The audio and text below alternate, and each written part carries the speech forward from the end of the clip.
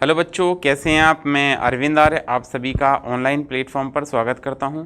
हमने स्टार्ट किया था basic mathematics concept in physics. पिछली क्लास में हमने भौतिकी में जो गणितीय अवधारणा है उनका उपयोग होता है या गणितीय सूत्र जो है उनका उपयोग होता है उसके बारे में सीखा था।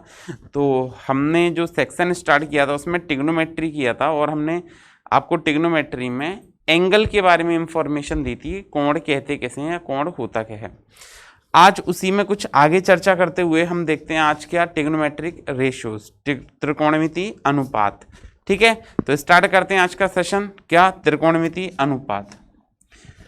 तो देखिए हम बात करते हैं त्रिकोणमिति अनुपात होते क्या हैं या ट्रिग्नोमेट्रिक रेशियोज क्या होते हैं। तो हमने लिखा त्रिकोणमिति अनुपात।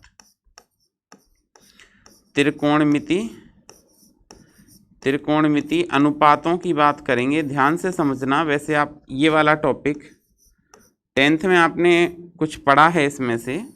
तो देखो त्रिकोणमिति अनुपातों की बात करें तो आज को बेसिकली 10th की जो बातें हैं वही बताएंगे, फिर अपन इससे एडवांस आगे की तरफ चलेंगे। ठीक है, तो देखिए ट्रिग्नोमेट्रिक रेशियोज की बात करते हैं, त्रिकोणमिति अनुपातों की बात करते हैं। तो हमको ऐसे पता होता है कि ये दो अक्ष आपने देखे हैं x और y। ठीक है, ये दो अक्ष बनाते हैं हम। कौन कौन से, एक तो होता है हमारा x अक्ष और दूसरा होता है y अक्ष। ये दो एक्सेस हमने इस पर ड्रॉ कर दिए, x और y। ठीक है, फिर देखिए ये जो आपका x अक्ष है, x एक्सिस, और ये x डैश अक्ष है तो हम कहेंगे x डैश एक्सिस। इधर इसको हम कहते हैं y अक्ष तो इसको कह देंगे y एक्सिस, और नीचे जो होता है उसको हम कहते हैं y डैश एक्सिस तो हमने इसको कह दिया y डैश अक्ष। क्या कहा, y डैश अक्ष एक्सिस। अब आपने इतना पढ़ा होगा कि ये जो है इसको हम कहते हैं पहला चतुर्थांश, फर्स्ट क्वाड्रेंट।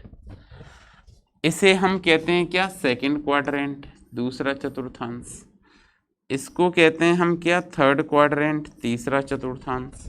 और इसको कहते हैं हम क्या, फोर्थ क्वाड्रेंट, मतलब चौथा चतुर्थांश। अब यहाँ पर आप ये देखेंगे कि हमने पढ़ा था बेसिकली कि एंगल बनता कैसे है। तो एक हम संदर्भ रेखा लेते हैं, एक रेफरेंस लाइन लेते हैं। उस रेफरेंस लाइन के रिस्पेक्ट में जो घूर्णन रेखा है, उस संदर्भ रेखा के सापेक्ष जो घूर्णन रेखा है वो कितने कोण पर घूम जाती है, घूर्णन रेखा कितने कोण पर गति करती है। तो उसके क्षैतिज के साथ या संदर्भ रेखा के साथ जो बनाया गया कोण है उसको हम कहते हैं क्या, उसको जो संदर्भ रेखा के सापेक्ष जो आपकी घूर्णन रेखा है वो कितना घूर्णन कर जाती है या कितना कोणीय विस्थापन कर जाती है उसको हम क्या कहते हैं, कोण कहते हैं। देखिए जैसे हमने उस दिन बताया था आपको, अभी एग्जाम्पल लेते हैं हम कि जैसे ये आपकी संदर्भ रेखा हो गई और इसके सापेक्ष ये घूर्णन रेखा हो गई।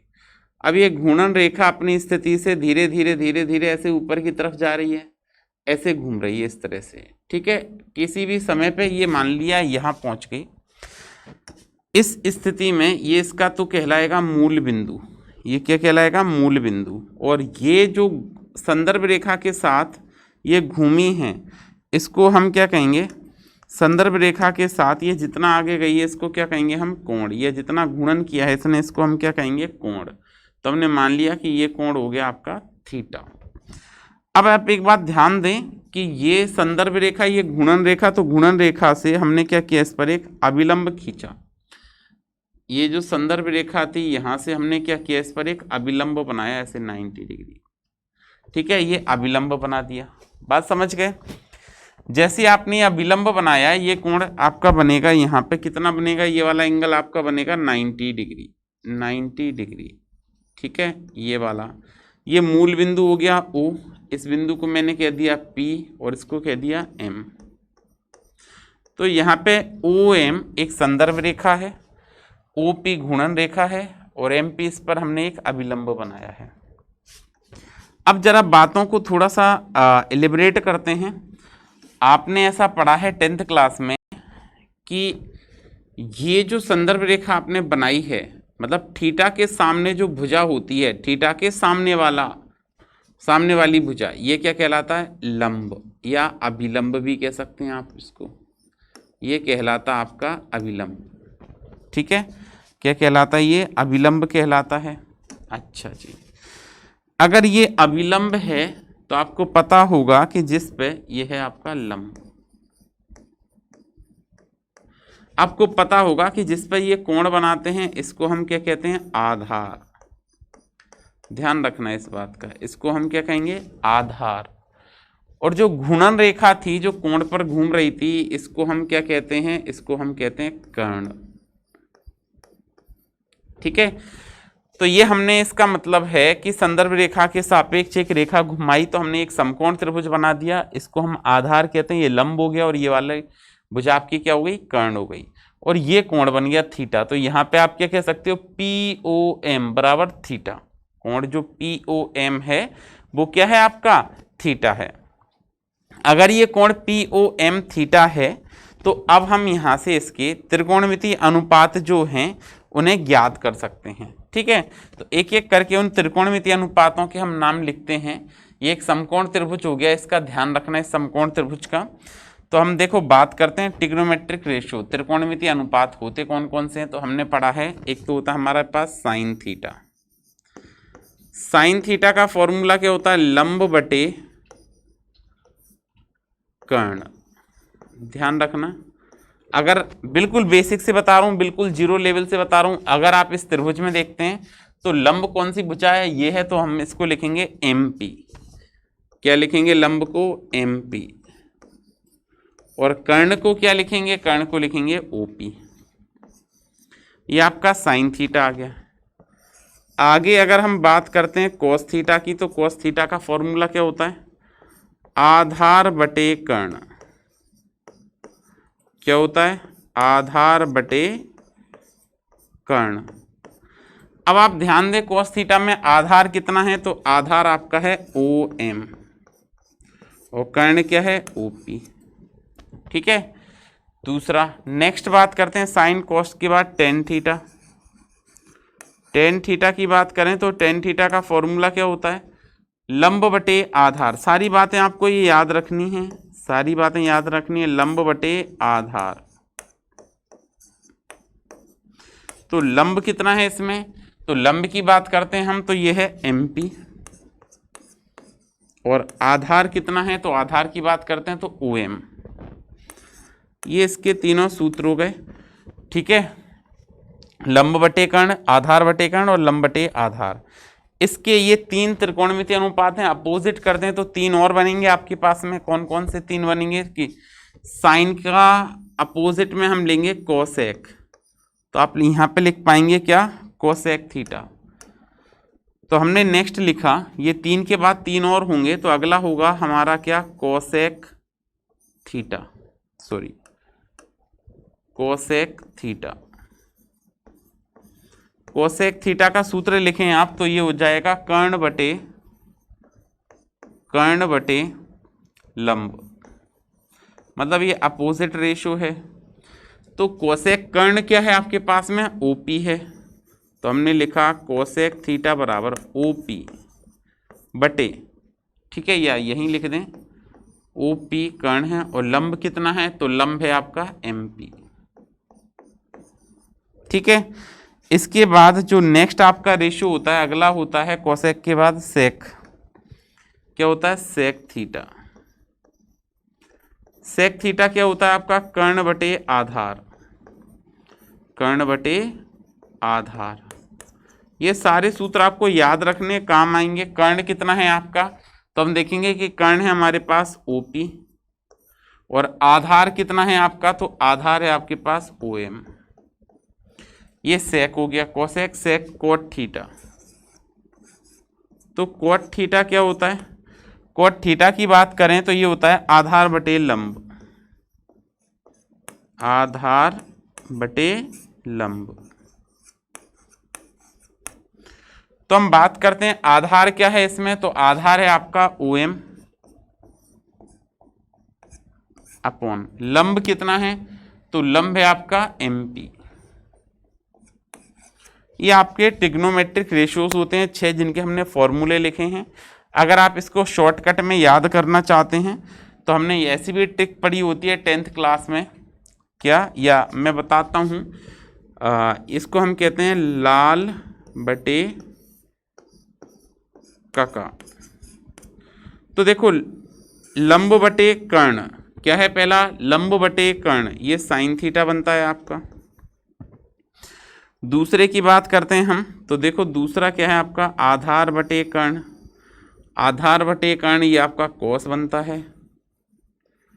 फिर है लंब बटे आधार। लंब बटे आधार ये आपका क्या बनता है, लंब बटे आधार ये आपका बनता है टेन थीटा। उल्टा किया कर्ण बटे लंब, कर्ण बटे लंब क्या बनता है, कोसेक थीटा, कोसेक थीटा। फिर आपने देखा कर्ण बटे आधार, तो कर्ण बटे आधार ये बनता है आपका क्या, सेक थीटा अपोजिट लिखने पे। और ये क्या बनता है आपका, कोट थीटा। आधार बटे लंब ये बनता है आपका कोट थीटा। तो ये 6 ट्रिग्नोमेट्रिक रेशियोज होते हैं, 6 त्रिकोणमितीय अनुपात होते हैं, आपको याद रखना अत्यंत आवश्यक है ताकि हम इसका फिजिक्स में उपयोग कर सकें। आगे आप जब न्यूमेरिकल सॉल्व करेंगे तो न्यूमेरिकल्स में क्या होगा, इनका उपयोग होता है। फिर आगे बात करते हैं कि इससे हम ये भी सिद्ध कर सकते हैं, यहाँ से हम क्या कह सकते हैं, तो देखो कुछ बातें हैं यहाँ पे लिख लेते हैं। कुछ त्रिकोणमिति सूत्र होते हैं, त्रिकोणमिति सूत्र, इनके आधार पर हम लिखते हैं इनके त्रिकोणमिति सूत्र। त्रिकोणमिति सूत्र, तो इनके आधार पर कुछ हम ट्रिग्नोमेट्रिक फॉर्मूले लिखते हैं, त्रिकोणमिति सूत्र लिखते हैं। क्या, जो साइन थीटा है वो होता है आपका 1 बटे कोसेक थीटा। साइन थीटा क्या होता है आपका, 1 बटे cosec theta, sorry cosec theta. फिर आप पढ़ेंगे साइन के बाद कोस थीटा। कोस थीटा क्या होता है आपका, तो कोस थीटा होता है 1 बटे सेक थीटा। फिर इसके बाद हम नेक्स्ट लिखते हैं, तो नेक्स्ट आता है आपका क्या, टेन थीटा। टेन थीटा का फॉर्मूला होता है आपका क्या, साइन थीटा बटे कोस थीटा। तो ये होता है sine theta upon cos theta, ठीक है। उसके बाद अगर आपको आवश्यकता पड़े तो आप इसको ऐसे भी लिख सकते हैं, 1 अपॉन कोट थीटा। अपोजिट भी कर सकते हैं, क्या, कोट थीटा का फॉर्मूला बना दिया यहाँ से हमने। कोट थीटा का फॉर्मूला क्या हो गया आपका, कोस थीटा बटे sine theta is equal to 1 upon tan theta, ठीक है। फिर देखो इसके बाद कुछ ये त्रिकोणमिति आपको फॉर्मूले जो भी बताए हैं याद रखने, ये काम आएंगे आपके। इसके बाद कुछ त्रिकोणमिति सर्वसमीकाओं की बात करते हैं। तो हमने लिखा त्रिकोणमिति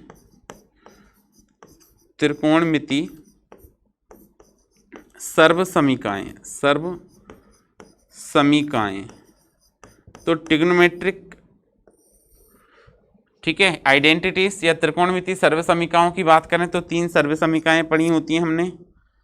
पहली सर्वसमीका जो हमने सिद्ध की होती है वो की होती है कि sine square theta plus cos square theta, क्या, sine square theta plus cos square theta, cos square theta is equal to 1। एक सर्वसमीका ये होती है, sine square theta plus cos square theta equal to 1। काफ़ी जगह काम आएगी ये सर्वसमीका आपकी।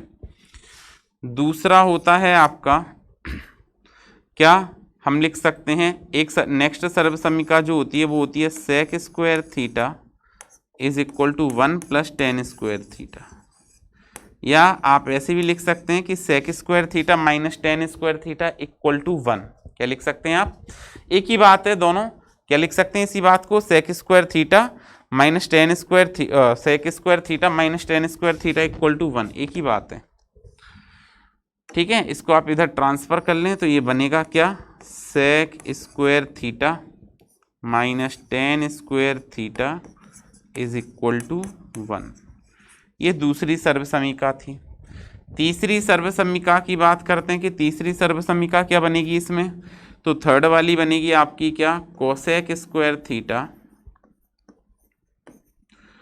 Equal to 1 plus cot square theta, या आप क्या लिख सकते हैं, cosec square theta minus cot square theta is equal to 1। ठीक है, तो ये कुछ आइडेंटिटीज थी, और भी हम ट्रिग्नोमेट्री के फॉर्मूले आगे पढ़ेंगे। एक एग्जाम्पल देख लेते हैं इस पे, ठीक है, एक क्वेश्चन देख लेते हैं। क्या, यदि, एग्जाम्पल समझना क्या है, यदि हमने लिखा sine theta is equal to 3/5 है, तब साइन थीटा बराबर 3/5 है, तब सभी त्रिकोणमिति, तब सभी त्रिकोणमिति अनुपात, सभी त्रिकोणमिति अनुपात ज्ञात कीजिए, सभी त्रिकोणमिति अनुपात ज्ञात कीजिए। ये आपसे कहा गया है कि साइन थीटा की वैल्यू दी गई है आपको कि साइन थीटा बराबर 3/5 है, तो आपको जितने भी त्रिकोणमितीय अनुपात हैं, ट्रिग्नोमेट्रिक रेशियोज हैं, उनको फाइंड आउट करना है। तो देखिए, इसको फाइंड आउट करने के लिए सबसे पहले तो हम उपयोग करेंगे समकोण त्रिभुज का। तो हमने इसका सॉल्यूशन बनाया क्या, कि साइन थीटा बराबर आपको 3/5 ये दिया गया है क्वेश्चन में, लेकिन हमने फॉर्मूला क्या पढ़ा है साइन थीटा का, लंब बटे कर्ण, लंब बटे कर्ण, मतलब आपके पास लंब भी है और कर्ण भी है। तो देखिए, इसको हम बनाते हैं लंब बटे कर्ण से, तो ये आपका राइट एंगल। और एक बात ध्यान रखना, त्रिकोणमितीय अनुपात जो हैं वो हमेशा एक समकोण त्रिभुज में ही काम करते हैं। कहाँ कार्य करेंगे, हमेशा एक समकोण त्रिभुज में ही अप्लाई होंगे। तो आपको सबसे पहले इसके लिए एक समकोण त्रिभुज बनाना पड़ेगा। ये हमने एक समकोण त्रिभुज बना दिया। ध्यान रखें, जितने भी ट्रिग्नोमेट्रिक रेशियोज हैं वो हमेशा समकोण त्रिभुज में एप्लीकेबल होते हैं। तो ये आपका मूल बिंदु मान लिया मैंने O, इस पॉइंट को हमने कह दिया P, इस पॉइंट को कह दिया हमने M। लंब, अब हमने ये कहा कि अगर ये थीटा बन रहा है कोण, ये कितना कोण बन रहा है, थीटा, तो थीटा के सामने वाली भुजा लंब, मतलब ये हो जाएगी 3 और ये क्या हो जाएगा 5। आधार चाहिए, मतलब आधार नहीं है हमारे पास, तो हमने कोई बात नहीं, यहाँ पे एक समकोण त्रिभुज जो लिया था वो क्या है POM। तो हमने लिखा समकोण त्रिभुज, समकोण त्रिभुज POM में, POM में, ठीक है, पाइथागोरस प्रमेय से, पाइथागोरस प्रमेय से, इसमें हमने पाइथागोरस प्रमेय का उपयोग किया। तो पाइथागोरस प्रमेय क्या कहती है हमारे पास, कर्ण का स्क्वायर बराबर आधार का स्क्वायर प्लस लंब का स्क्वायर, ठीक है, ये हमारी पाइथागोरस प्रमेय है। दो इंपॉर्टेंट बातें बताई, हमेशा ये किस में एप्लीकेबल होगा, समकोण त्रिभुज में लगेगा। आगे लिखते हैं कर्ण, कर्ण कितना है आपके पास में, तो कर्ण है आपके पास 5। तो हमने लिखा 5 का स्क्वायर बराबर आधार पता करना है, आधार को क्या कह रहे हैं OP, प्लस लंब कितना है आपके पास, तो लंब है 3। 5 का स्क्वायर करेंगे तो 25, OP स्क्वायर, 3 का स्क्वायर करेंगे तो 9। इसको इधर पक्षांतर करें तो ये बना क्या, OP square equal to 25 minus 9। तो फिर आप यहाँ पे क्या लिख सकते हैं, तो आप लिख सकते हैं, देखिए कि OP is equal to √16। Root solve करेंगे तो OP की वैल्यू आ जाएगी 4, मतलब ये आपका 4 है। अगर कोई यूनिट है तो हम लिख सकते हैं, अन्यथा नहीं है तो कोई बात नहीं। अब साइन थीटा पता था हमको, बाकी निकाल दो। कोस थीटा, कोस थीटा क्या होता है, आधार बटे कर्ण। तो आधार आपको पता है कितना है 4 और कर्ण कितना है 5। टेन थीटा की बात करें तो टेन थीटा क्या होता है, लंब बटे आधार, लंब बटे आधार। तो देखें इसमें बात करते हैं तो लंब कितना है इसका, तो लंब है 3 और आधार कितना है 4। तो साइन कोस टेन। अब कोसेक की बात करते हैं तो कोसेक हमको पता है क्या होता है, कर्ण बटे लंब। तो कर्ण बटे लंब होता है, कर्ण देखें आपके पास कितना है, तो कर्ण है हमारे पास कितना 5 और लंब कितना है, लंब है 3। तो 5/3 आ गया ये। कोसेक के बाद हम बात करते हैं क्या, सेक थीटा की। तो सेक थीटा का फॉर्मूला क्या होता है, सेक थीटा, सेक थीटा क्या होता है, कर्ण बटे आधार। तो हमने लिखा इसको क्या, कर्ण बटे आधार। तो देख लें कर्ण कितना है इसमें, तो कर्ण है हमारे पास में 5 और आधार कितना है, तो आधार है 4। कोसेक सेक कोट थीटा की बात करते हैं हम, अगर कोट थीटा क्या होता है, लंब कोट थीटा क्या होता है, आधार बटे कर्ण, आधार बटे लंब।